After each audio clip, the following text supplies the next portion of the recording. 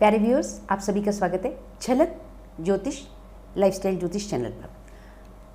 दोस्तों, आप मेरे चैनल को सब्सक्राइब करें, प्रमोट करें, मेरे वीडियोस को शेयर करें और जो आप चाहते हैं नई वीडियो आए तो आप कमेंट करके मुझे बता सकते हैं।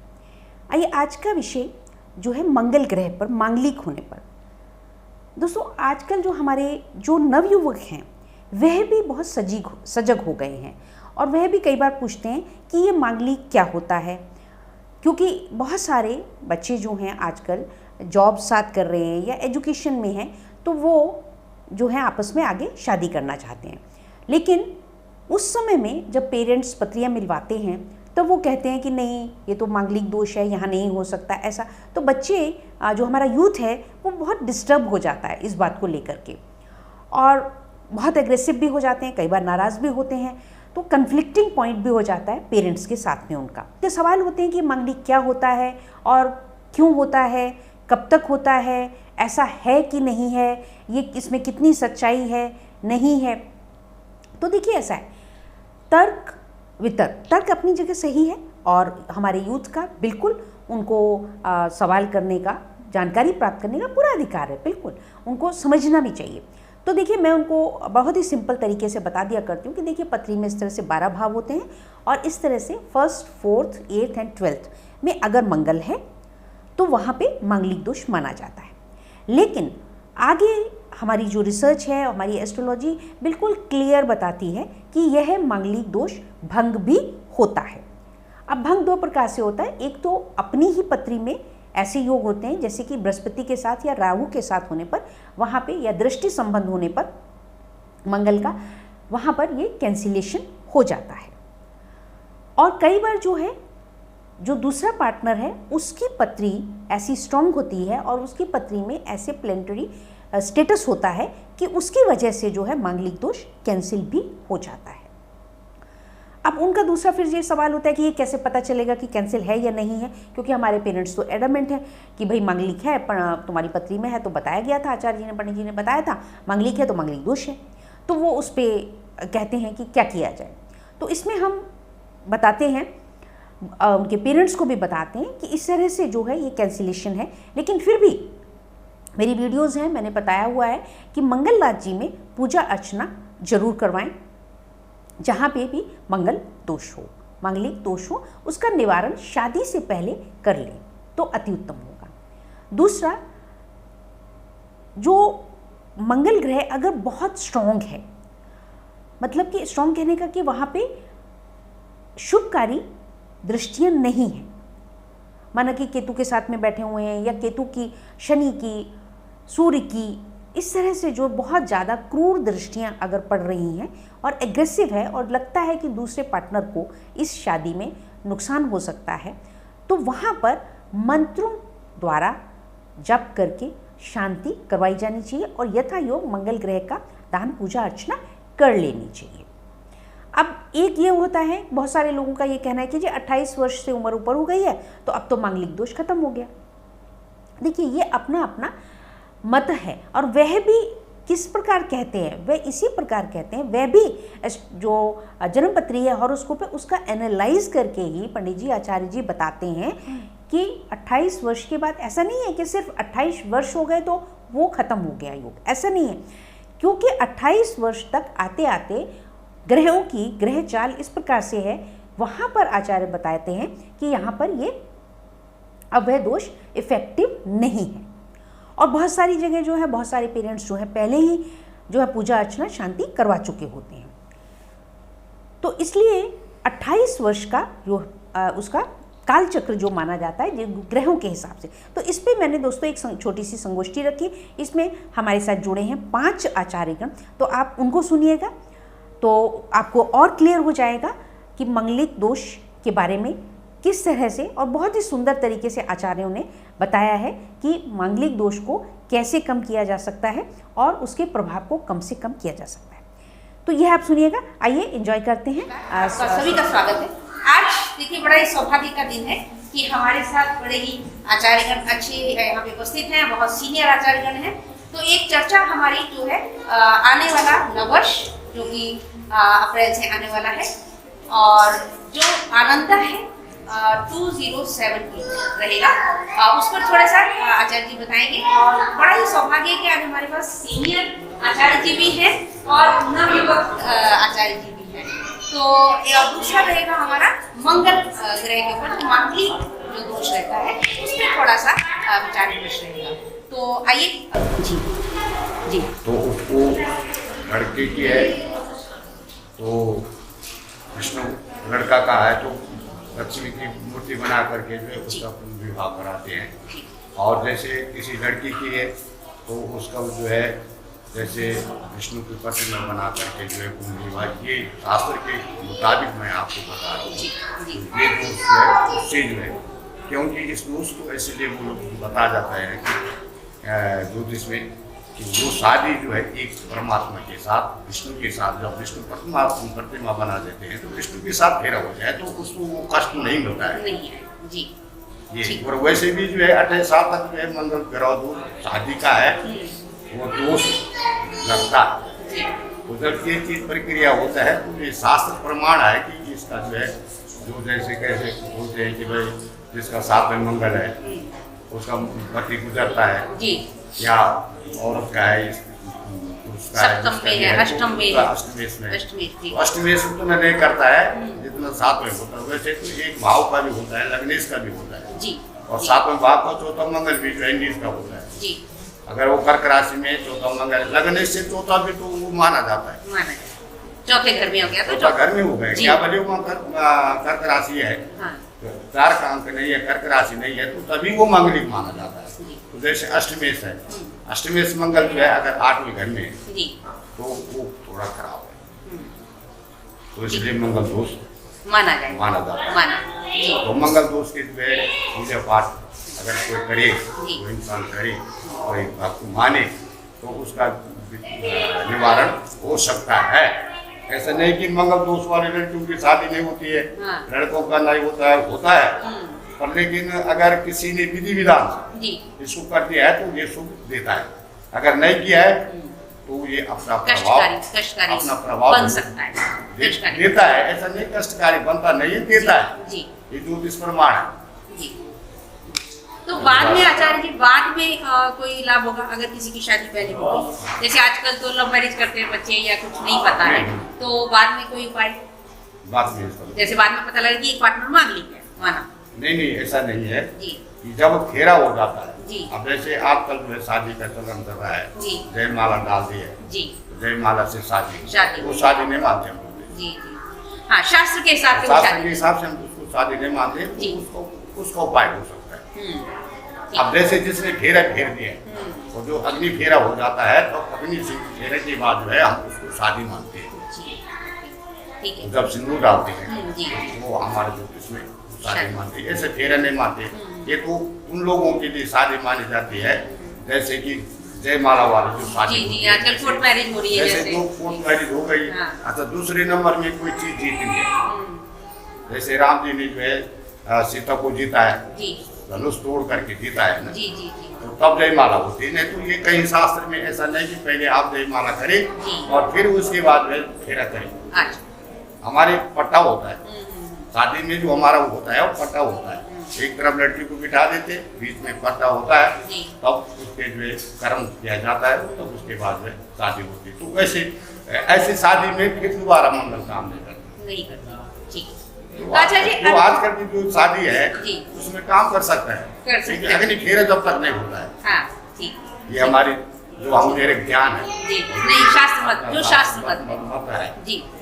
शास्त्र मत तो बहुत लंबा चौड़ा मत है, पर हमने जो पढ़ा है, जो हमने अपने मेजबानों को बताते हैं, जो हमारा मत है, तो ये मत है कि अग्नि फेरे के बाद इसका कोई भी उपचार नहीं। तो आचार्य जी 28 साल ही क्यों, 28 वर्ष ही क्यों मांग ली? अब उसकी उम्र जो है केवल 28 साल है, आयु उसकी 28 साल है। खट वर्षाण सूर्य से 10 वर्षाण चंद्रमा, ये जो है उनके जो है वर्ष, जैसे 6 वर्ष तो सूर्य का है, ये अक्सर लोग और 10 वर्ष चंद्रमा के। तो हमारे दर्शकों को ये समझना होगा मंगल के विनिसूत्री दशा के अंतर्गत है ये। ये विनिसूत्री दशा के अंतर्गत आता है। तो वैसे 16 वर्ष बृहस्पति जी महाराज के हैं, बुध महाराज के 17 वर्ष है ना, है 22 भाई 22 नहीं नहीं 17 रहेंगे। हाँ 17 और 18 वर्ष 19 रहेंगे शनि के, 19 शनि के है, 19 शनि। 20 शुक्र के है, जी। 7 केतु के है। केतु के साथ। तो जी। ऐसे ये वर्ष है, तो ऐसे वर्ष का तो एक 120 परम आयु बनी हुई है। राहु के 18 वर्ष हो गए। जी। राहु 18 है, जी जी 120 परम आयु बनी हुई है। बनी। कलयुग में तो 50 मानो आप 50 जी, जी, बिल्कुल सही बात है। जा नहीं सकते हैं, पर इसके जो है हमारे जो शास्त्र, जो हमारी कुंडली बनती है, जो हम जन्मपत्री बनाते हैं, जी, जी। 120 परम आयु की बनाते हैं। तो देखिए तो इसके- दोस्तों, ये कितनी सही बात है कि पहले जमाने में जो उम्र होती थी वह नॉर्मल जो है 100 से 120 की होती थी, और हमारा ज्योतिष भी जो ये सिद्ध करता है प्रमाणित करता है राशियों की विश्वोत्पत्ति जो दशा है, महादशा के हिसाब से, कि 120 साल का जो है चक्र इस प्रकार से रहता है। तो देखिए ये चीजें जो है रिलेटेड हैं। तो आइए अब बात कर लेते हैं कि जो नया संवत्सर अभी आ रहा है, जो जी, तो उसके बारे में आचार्य जी कैसा आनंद है? तो कहा जाता है कि भाई अब आनंद ही आनंद होगा, बहुत शुभकारी होगा। मंगल ग्रह है जी, राजा भी है, मंत्री भी है। मंत्री, लेकिन ये है कि ईश्वर की जो जो है वो मंगल है, तो थोड़ा सा वो मंगल जो है एग्रेसिव है, मंगल ग्रह तो- है, और मंगल थोड़ा उग्र भी है, उग्र है, तेज भी है। और इसी वजह से आप देखिए कि मतलब एकदम शांत तो नहीं हो सकता है, विरोधी तो होते रहती, हाँ और देश में भी ऐसी स्थिति आएगी कि जी। समय के हिसाब से थोड़ा शांत कम रहेगा, तो जी। मंत्री भी वो आ जाएगी, ऐसी बात नहीं। लड़ाई युद्ध, लेकिन फिर भी हम उम्मीद कर हम सकते हैं, उम्मीद करते हैं कि हाँ। इसकी जो है और जो खेती बाड़ी है वो हमारी अच्छी होने का है, तो शुभ अब जो है अब हाँ। अगली इसमें जो है ठीक चले। तो जैसे देख भी रहे हैं कि नववर्ष जो है अपना मंगल प्रभावी शुरू से ही रहा, कि जैसे 2021 रहा, तो अगर न्यूमरोलॉजी से देखते हैं तो 5 नंबर बना, तो 5 नंबर हुआ बुध का हो गया जैसे, तो उसमें भी ये रहा कि भाई एग्रेशन मंगल के मंत्री होने की वजह से कि आगजनी की बहुत घटनाएं हुई, आप लोगों ने भी देखा होगा, चाहे एरोप्लेन गिर गया, चाहे कहीं पे आग लग गई, भीषण आगजनी की बहुत ज्यादा। तो जहाँ जहाँ पे भी स्थान का, लास्ट ईयर भी जैसे दिल्ली में बहुत बड़ी आगजनी की घटना हुई थी, तो जहाँ पे कुछ सिलाई बैग वगैरह बनते थे, तो उस टाइम मैंने एक वीडियो डाली थी उस दिन की ग्रह स्थिति के हिसाब से कि आग, तो ये क्यों प्रभावित हुई। लोगों का ये कहना है कि ऐसा नहीं है, तो एक जनरल वो है, आग वो वहीं पे ज्यादा इफेक्ट होगा कि जहाँ पे उस स्थान की जो आदमी रह रहा है उसी को प्रभावित ज्यादा करेगा। अगर उसका मंगल खराब है तभी ये ग्रह की जो चाल स्थिति है तब इफेक्ट करती है ना। तो ये तो नहीं है कि हर जगह, लेकिन हाँ आप देखें कि विश्व भर में जो है थोड़ा सा हर जगह व्यवस्थित है, अर्थव्यवस्था तो है ही है खराब हुई, और एग्रेशन, जनता का एग्रेशन देश विदेशों में सभी जगह जो है बढ़ा हुआ है। तो अच्छा जी, आप मंगल के लिए, पूजा के लिए आप क्या कहेंगे कि कौन सा पूजा होना चाहिए? जी अच्छा जी, आप करवाते होंगे मंगल की पूजा, आप जैसे मंगल शांति पहले जो मंगल दोष है जी प्रथम भाव में, चतुर्थ भाव में, सप्तम में, अष्टम में, द्वादश में, आप भी जानते हैं मंगल जी जिस भाव में बैठेगा उस भाव की थोड़ी बहुत हानि करता है, क्योंकि बहुत अग्रेसिव है जी ना। तो इसी के अनुसार जिस भाव में जैसे व्यक्ति के बैठता है उस भाव में पीढ़ी है ना। प्रथम विवाह हो गया ब्रह्म विवाह, जो अभी गुरु जी ने बताया, जी तो उसी के अनुसार हम मंगल का जो प्रारूप है उसकी अवधि बताई गई है हर ग्रह की, इतनी दशा होती है। जैसे व्यक्ति की कलयुग में मानक आयु 100 वर्ष है, लेकिन 100 वर्ष चले या ना चले वो कर्म अनुसार, उसके प्रारब्ध अनुसार घटित होता है। तो ऐसे ही ग्रह भी है, हमारा जो इस समय का कर्म है, अब बहुत से व्यक्ति पूजा पाठ तो करते हैं, लेकिन वो कहते हैं कि हमारा पूजा पाठ फलित नहीं हुआ। फलित क्यों नहीं हुआ? क्योंकि हमारा जो प्रारब्ध है, जो पूर्व जन्म के कर्म है, ये अनंत जन्मों से बिगड़ा हुआ है। तो जो हम पूजा पाठ जो भी करते हैं वो हमारे पिछले जन्मों का भी सुधार करते हैं, और वो हमारा लिया दिया हमारे सम्मुख भी आता है। कहने का तात्पर्य यही है कि मंगल जिस भाव में बैठेगा उस भाव की थोड़ी बहुत क्षति करता है, लेकिन जब वो बलिष्ठ होता है, जब दशा आती है, और उससे उसके बचाव के लिए केवल क्या बताया गया है? केवल उपाय। तो उपाय में ज्योतिष उपाय क्या बताते हैं भाई? जो हम मंगली का उपाय करते हैं, जैसे रुद्र प्रतिमा विवाह, विष्णु प्रतिमा विवाह बताया, शादी से पहले, हाँ शादी से पूर्व, तो और उसके बाद हो जाए तो मंगल ग्रह के जैसे जाप है, मंत्र जाप है, बीज मंत्र है जी, अनेकों प्रकार के उपाय हैं। हाँ, तो उसमें कितना समय में वो जाप हमारा हो जाना चाहिए? अभी होता है कि कई बार 3 पंडित जी कोई आचार्य जी 3 दिन में करते हैं, कोई 7 दिन में, कोई 10 दिन में, तो वो उसके लिए तो जब के लिए तो उस आदमी भी देख सकते जी हैं, वो उसकी इच्छा अनुसार। आचार्य जी वैसे मतलब विधान शास्त्र के हिसाब से हम क्या माने कि क्या मतलब आप में तो ऐसा कह रहा है कि 4 महीना होना चाहिए। हाँ, कलयुग में तो 4 मंगल के 7 वर्ष है जी। तो 7 और 28 जी। 1000 मंगल के होने चाहिए बीज मंत्र।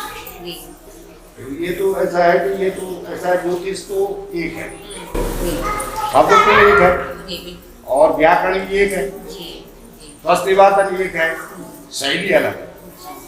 ये गढ़वाली हूँ मैं, गढ़वाली भाषा से बोलता थोड़ा सा जी हाँ हूँ। जो मतलब दिल्ली का होगा वो दिल्ली से, जी ये तरीका अलग है, काम एक है, काम अलग नहीं है, जी यानी मंत्र एक है, मंत्र एक जी आदमी अलग अलग है। हाँ अलग कोई तो रोटी खाता है, कोई चावल खाता है, तो ये चीज अलग है। किसी को क्या पता है कि ऐसा कोई मतलब डिफाइन नहीं है कि और इतने कर्म दिन कांड में कोई जो है गणेश पूजता है, जी जी कोई जो है घंटी पूजता है, कोई शंख पूजता है, जी तो हमारी भी कोई है। आप लेकिन फिर भी एक समय अवधि के अनुकूल जो है आदमी को समझ जाए। और अगर कोई ग्रह नीच है, ग्रह की बात नहीं करें, अगर कोई नीच ग्रह है तो नीच काम करेगा, अगर कुछ स्थान में है तो कुछ काम करेगा। इसका कितने ग्रहों के समय अवधि कितनी रहनी चाहिए आचार्य जी? कि कितने समय में वो मंत्र जाप हो जाना चाहिए? तो समय अवधि कुछ उसके बारे में डिफाइन आपको नहीं बता सकता, क्यों नहीं बता सकता हूँ कि वो मैंने आपको पहले बता दिया कि मैं इसको थोड़ा धीरे बोलता हूँ, दूसरा बहुत तेज करता है, जी वो इस हिसाब से है। तो हमें तो 1 घंटे में 3 माला भी नहीं होती। देखिए उसमें भी 2 विधियां हैं, एक तो वेदोक्त मंत्र है, एक बीज मंत्र है। तो वेदोक्त मंत्र करेंगे तो उसमें अवधि ज्यादा लगेगी, समय लगेगा, और बीज मंत्र करेंगे फिर तांत्रिक मंत्र करेंगे तो उसमें भी अवधि ज्यादा तांत्रिक में बहुत लगेगी। ज्यादा समय भी समय लगेगा। उसमें अब समय आप तो वो जैसे जयमाल की व्यवस्था हो 3 दिन 4 दिन 3 ब्राह्मण, देखिए कोई भी चीज है 5 ब्राह्मण करेंगे तो कार्य जल्दी होगा संगठन में, एकत्रित करेंगे तो वो कार्य विस्तार होगा, है ना। पहले तो ये समझना चाहिए जो चीज जहाँ बैठ गई वो अपनी दशा में वो अपना असर जरूर दिखाएगी। लेकिन फिर भी हम ये आज हम जो है हतोत्साहित हो जाते हैं, इसी कारण से हो जाते हैं कि हमने इतना पूजा पाठ किया, सब निष्फल हो गया। हम ये ध्यान रख सकते हैं कि भाई बीच में अमावस ना आए या कोई ऐसी तिथि ना आए, तो जो समय जो है हम उसे डिसाइड कर सकते हैं कि ये तिथियां अच्छी है ना, शुभकारी तिथियां। के हिसाब से वो तो पहले निकाल देगा कि भाई इसके बीच में जो है वो पक्ष नहीं होना चाहिए। हाँ, 2 पक्ष में पार्ट वो पक्ष में नहीं करते हैं। तो वो हर आदमी मतलब क्या वो थोड़ा बहुत भी है काम चला रहा है, अच्छा वो आदमी अपना फैसला। हाँ, ये चीजें ध्यान रखने वाली क्योंकि 2 पक्ष में जब कोई आदमी मरता है ना, तो अगर 2 दिन बाद अगर वो आ रहा है तो उसके जो है वो घड़ा पानी पे घड़ा नहीं लगता है। हाँ जी, वो 2 दिन बाद जैसे पंचक में भी थोड़ा सा मृत्यु का सर खाली मृत्यु का अगर मृत्यु नहीं होनी चाहिए। बाकी जो है पंचक में ऐसा होता है कि जैसे कहते हैं जो पाठ नहीं करना चाहिए, नहीं करना, वो चीज नहीं है। खाली मृत्यु में जब कोई आदमी मरता है तो उसके पास पुतली बना देते हैं, आदमी में वहीं उसको जलाते हैं, मतलब ये कि वो शुभ तिथियां बस होनी चाहिए। तो शुभ तिथियों में तो उतना अच्छा है, शुभकारी है, जितना ज्यादा है। कोई भी कार्य है तो शुभ होना चाहिए। हाँ, जैसे हम नवरात्र में अगर कोई कराता है तो और ज्यादा प्रभावी। इसका जो है राहु काल होता है, जी लाभेश होता है, तो ये चीज अलग चीज है कि इसमें जो है कोई भी कार्य करना है तो इसको देखना चाहिए, ज्योतिष इसको देखता है। तो आचार्य एक चीज और जानना चाहूंगी मैं, आप अगर कहीं बताएं तो आचार्य जी का, कि हर बार जो है जैसे मंत्र जाप हो रहा है तो जो करवा रहा है उसका बैठना वहाँ पे जरूरी है मंगल की, जैसे स्पेशली शांति के लिए पूजन में जी, काली पूजन में, हाँ पूजा तक केवल संकल्प के लिए, संकल्प के लिए, और फिर जब समाप्ति होगी जिस दिन हवन समाप्ति कोई भी पाप होता है। और जैसे आप कुछ चीजें देखते हैं राहुल वगैरह ये सब, ये भी भ्रांतियां हैं। भ्रांतियां इसलिए है, मेन तो देखिए समझना चाहिए दक्षिणी भारत का प्रचलन है जी, हरे नाम संकीर्तन के लिए कोई समय निश्चित नहीं किया भगवान के लिए। सही ग्रह मंगल भी देखे तो वो भी क्या एक प्रकार का ग्रह ही है, भगवान स्वरूप ही है, जी जी, है ना। और हम उसको पृथ्वी का पुत्र भी मानते हैं, तो इस कारण से हाँ भूमिपुत्र है ना, भूमिपुत्र भी कहते हैं। तो इसीलिए भ्रांति रहती है, कहते हैं कि मंगल के दिवा विवाह नहीं करना चाहिए। वैसे तो शास्त्र कहता है जैसे विवाह के रात्रि के काल में निश्चित काल में कोई निश्चित काल तक कर सकते हैं, लेकिन रात्रि के बेला में विवाह राक्षसी विवाह माना गया है। लेकिन आजकल होते हैं, वो देखिए ये मुहूर्त निकला है, इस समय का मुहूर्त निकला है, वो लग्न होते हैं। जी। एक होते हैं लग्न, जैसे स्थिर लग्न हो गए, अब आप उससे परिचित हो, कुछ चर लग्न हो गए, अचर लग्न हो गए, और फिर उनके विषय में बताया गया है कि इन लग्नों में मुहूर्त में, जैसे मैं राहु काल के बारे में कह रहा था कि राहु काल क्या है, पहले तो हमको देखना चाहिए हम पूजा किस प्रकार की कर रहे हैं। यदि नाम संकीर्तन करें, जैसे जन्म मरण हो गया, तो उसके लिए किसी मुहूर्त की विशेष नहीं है। यदि हम किसी फैक्ट्री का उद्घाटन कर रहे हैं या समारोह कर रहे हैं किसी प्रकार का, उसके लिए मुहूर्त जरूरी है। इन चीजों को देखना चाहिए। और बाकी जो ग्रह जहाँ बैठता है वो अपनी दशा में फलित होता है। जैसे मान लीजिए आपका कहीं से वस्त्र फट गया, होरा भी लेंगे हम, इसमें होरा भी लेंगे। हाँ, होरा तो वो अलग, जैसे प्रथम भाव मान लीजिए सूर्य जिस राशि पे होगा उस राशि का होरा लेना चाहिए।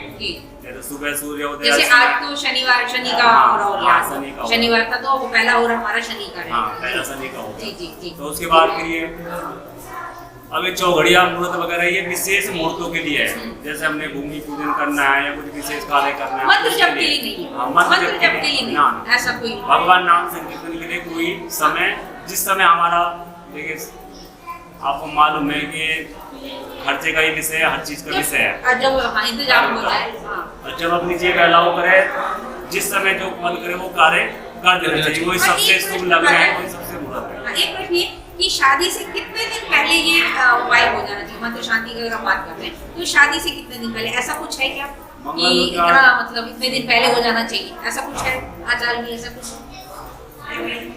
कि कितने समय पहले शादी से हो जाना चाहिए, ऐसा कुछ है? समय तो देखिए कोई ग्रह है, जैसे मान लीजिए जैसे किसी को 5 तारीख की शादी है तो हाँ जी, 1 महीना पहले, मतलब कितना समय पहले हो जाना चाहिए? काम उसी दिन होना चाहिए, उसका फेरा जो होता है पूजा से पहले स्टार्ट होना चाहिए। हाँ, अब जैसे उसका फेरा तो उससे पहले हो। अच्छा, पहले मतलब संपूर्ण हो जाए, नहीं मतलब ये 1 महीने के अंदर 100 महीने, 1 महीने में ऐसा ठीक है। अच्छा जी, आप थोड़ा सा प्रकाश करेंगे। देखिए उपाय तो किसी भी कार्य का हो, जितना शीघ्र हो जाए उतना बेटर है। बेटर की चलिए, बिल्कुल सही बात। जैसे मान लीजिए हमारा कोई आपका ये वस्त्र फट गया, जी आप बात, अब आपको जाना अर्जेंटली है, जी। दूसरा हमारे पास है नहीं, क्योंकि हम ऐसी स्थिति परिस्थिति में फंस गए कि हम वस्त्र भी लेने नहीं जा सकते, जबकि जेब में अलाउ कर रही है जेब, लेकिन जा नहीं सकते, जाना भी तत्काल है। तो हम उसका क्या करें कि उपाय ही कर सकते। उपाय क्या, उसको रबू करा लीजिए, आपका कार्य चल जाएगा। सामने वाला व्यक्ति जब पास से देखेगा तभी उसको दिखाई देगा, तो दूर हो जाएगा, दूर से दिखाई देगा। कहने का तात्पर्य यही है कि जो जिस दशा में, जैसे अब भगवान ने प्रकृति घटना प्रकृति के अनुसार है, जैसे मान लीजिए सुबह का मौसम हुआ बरसात का, आपने जो उसके लिए क्या कर दिया, चद्दर छत पे बिछा दिया, बरसात घर में पानी ना आ जाए, घर का जाल है ना, प्रोटेक्शन कर लिया आपने, जाल वगैरह डाल दिया, लेकिन 2 घंटे बाद कोई बालक गया, उसने वो जाल हटा दिया, नीचे आया, एकदम बरसात हो गया। तो कुछ चीजें प्रकृति के उसमें है ना। और पहली बात तो हमारा कहने का तात्पर्य है कि हमारा जो इस समय का वर्क है, जो हम इस समय कार्य करेंगे वो 10 साल बाद हमको फलित देगा। तो हमने जो पूर्व जन्म में कर रखा है वो उसकी दशा में वो हमको जन्म फलित देगा। जैसे मंगल किसी के सप्तम में बैठा है तो किसी को सेनापति बना देता है, बहुत बड़ा अधिकारी बना देता है। 10वें भाव में अधिकतर जो है योग कारक होता है हर व्यक्ति को, है ना, पुलिस क्षेत्र में या बड़े IPS अधिकारी बनाता है। और वो अष्टम में होगा तो बड़ों के सुख से या उससे थोड़ा बहुत वंचित करता है। बड़ा सुंदर कुलदीपक योग बन जाता है। और 6-8 में अगर बैठ गया मंगल और बृहस्पति बैठ गए तो कैंसर तक के रोग दे देता है ना। तो ये 3 भाव तो तिरक भाव जिसको बोलते हैं, ये दोष कारक तो है।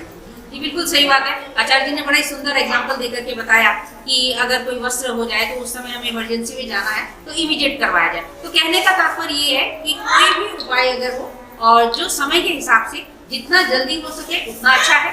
और जैसा कि आचार्य जी ने बताया कि 28 साल तक जो है प्रभाव रहता है, तो इसको 28 साल से पहले ही जो है करवा भी लेना चाहिए चारों, और शादी से पहले करवाया जाना चाहिए। तो दोस्तों इस प्रकार से ये बहुत ही सुंदर डिस्कशन रहा और इस वीडियो को यही समाप्त करते हैं। आप सभी का धन्यवाद, आभार, थैंक यू वेरी मच।